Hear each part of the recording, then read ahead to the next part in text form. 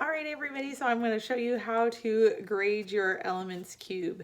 So now that it's a cube, if you have, two separate devices or if you split screen on your computer, then you'll be able to look at the requirements and show me on the video at the same time.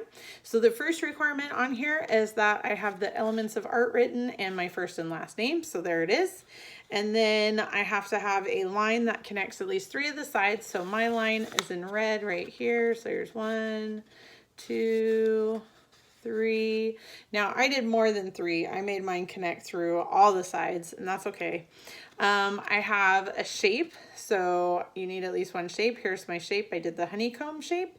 And then I have to have at least 3 color schemes. So my color schemes, I've got complementary color scheme right here. So the yellow and purple are complementary.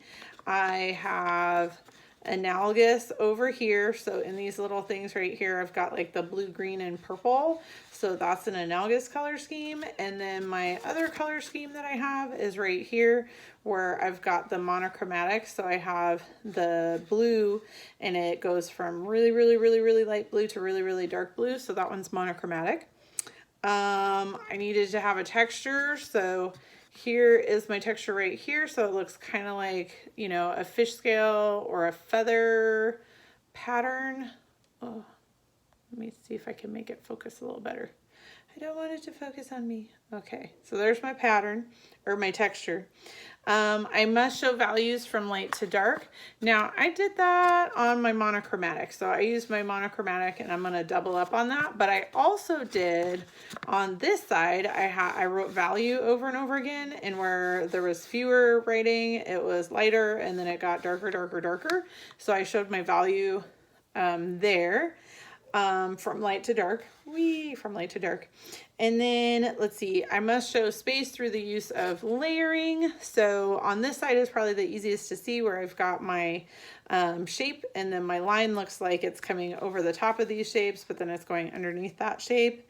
So I got that. Let's see, must show space, blah, blah, blah. Super saturated colored pencil. So you can see all of my colored pencil is nice and super saturated. So that just means that it's really, really blended in there. There's no white paper showing through. I folded it into a cube that shows form. I did, for my options, I did watercolor. So my purple background is watercolor.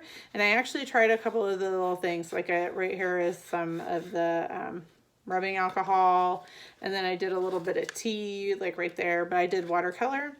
I did not do a tape transfer. That's okay. I did a colored pencil gradient, so that's with my monochromatic. I added the colored pencil gradient. I did my overlap writing for the value like I showed earlier. I outlined all of my shapes and lines with the micron pen because I thought it looked nice. I do have at least one area of pattern right there, but then this also makes a pattern as well. So I've got an area of pattern, and then that fulfilled. So for my 3 options, I did the colored pencil gradient, watercolor, overlap area, and area of pattern. So I ended up with 4, but as long as you have 3 of those, then you're good. So just, here's my cube. And I think it looks really nice. I think my favorite part about this was just kind of working on all the overlapping. That was like my favorite part about this project. So anyway, all right, thanks everybody.